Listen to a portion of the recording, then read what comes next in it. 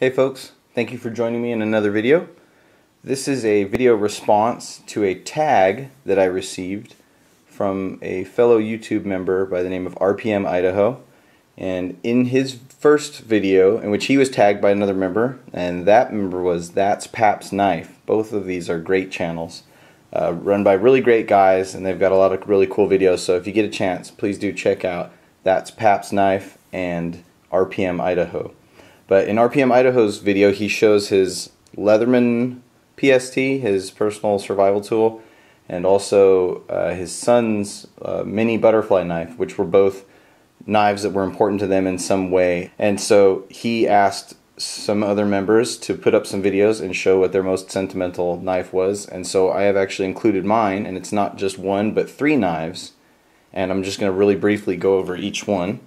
So I'll start with the one at the bottom here, and this is a Schrade old-timer. This is a model 34OT.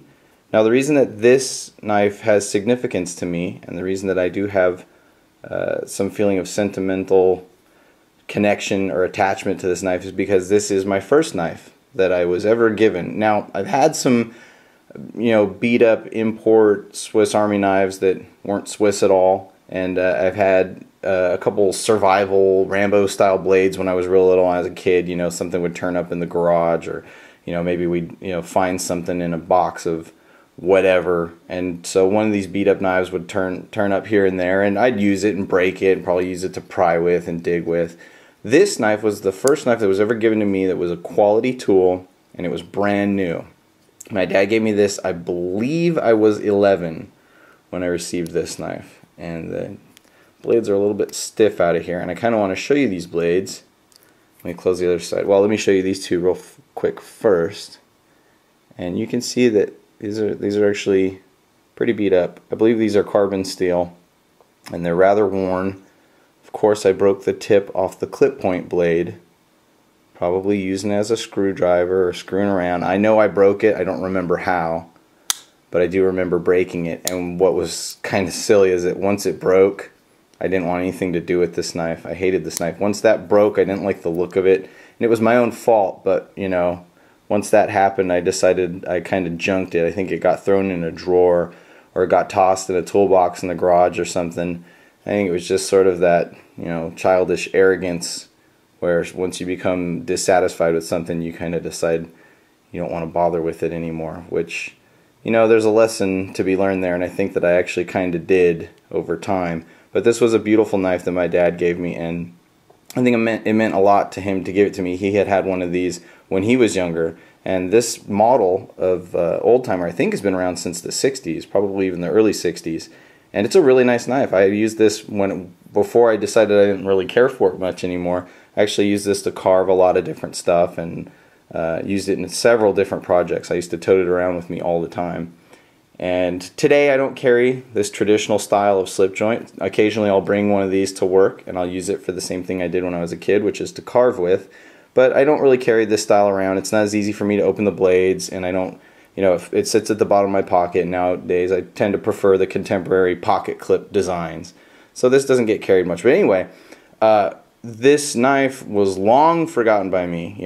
I grew up, moved out, got married, and never thought twice about this knife. And then when I actually got into knives in the early 2000s, after I had been probably collecting and buying and carrying the modern style folding knives for a couple years, my dad actually found this knife, and my dad had a box full of just random knives. When he would go to a yard sale or a swap meet, or just something around, he was around locally, and he'd find some interesting design knife, and it was cheap. He'd buy it and pick it up and throw it in a box. That was what he did. He kind of liked knives, and at one point he decided to give me that box. And so I have a really cool box full of all sorts of old buck knives, some Schrades. He gave me a lot of Victorinox Swiss Army knives, and I'll show some of those in some later videos.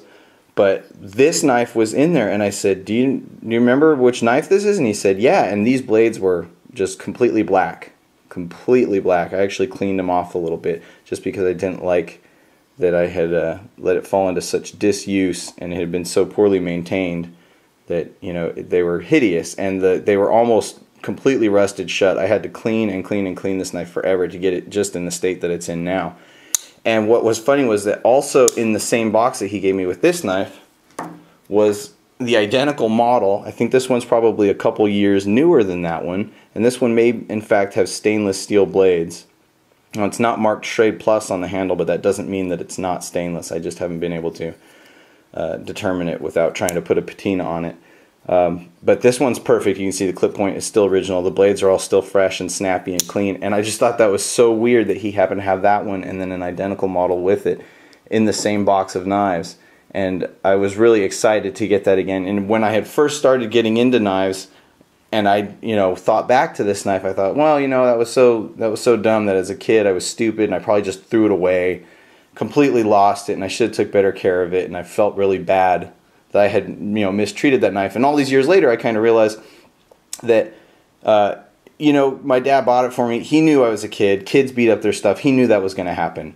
So that was just one of those little phases that I think a lot of us go through, and it did kind of teach me, especially after finding it did kind of teach me that, some of the old ways, some of the older styles and the older things that are taught to us or offered to us are actually, pretty important. And this knife, while it's not to my particular taste nowadays, it still works just as well as it ever did. And, it'll sharpen up just fine, and you could carry it, for another 50 years, and it would still last you that whole time. Beautifully built, really cool. First knife, and then its little, updated sibling there with it. So that one I do have some emotional or sentimental attachment to. And the second one I'll show you is this one here. This is my grandfather's melon tester or fruit knife, and he worked for years and years in the agricultural department down at the border, down at the U.S.-Mexico border. And this was a knife that he carried for many of those years and used to cut open the produce that would come across the border. And he would open it and check it, and they would determine whether or not the produce was safe to be imported into the U.S. And I think these are Delrin handles, I believe, some sort of composite or some sort of synthetic material. And the blade on this, I actually did sharpen it, and I did use it for a little while, but then I didn't want to ruin it, and I thought better of it. So, similar to that old timer, I went out and in this case picked up my own replacement knife. Now this one has a funny little logo. A lot of times these knives were sold very cheaply in huge lots, and they would be sold to a company to advertise. And so you see on there how it has this Lindemann Produce Company, which I think actually still exists. You can see it says Lindy's Delight Melons. Now that means nothing to me. I just simply bought this knife so that I could have a newer version of it so I didn't damage the older one. And let me zoom in if I can on the handle. These are both Schrade knives, and I bought even this one when the Schrades were still made in the US. And so this one also doesn't get carried very much, just like the old timer. This one just kind of stays around at home. But if I want to mess with this knife, I use this newer one so that I don't damage the one that I was given by my grandfather. But a beautiful knife. I like the design. I like that it's really cool and thin and long like that. And that one is important to me because I like that it has so much history to it. He carried it for so long, and then he passed it along to me, and now I've got it. So that one is also really special to me.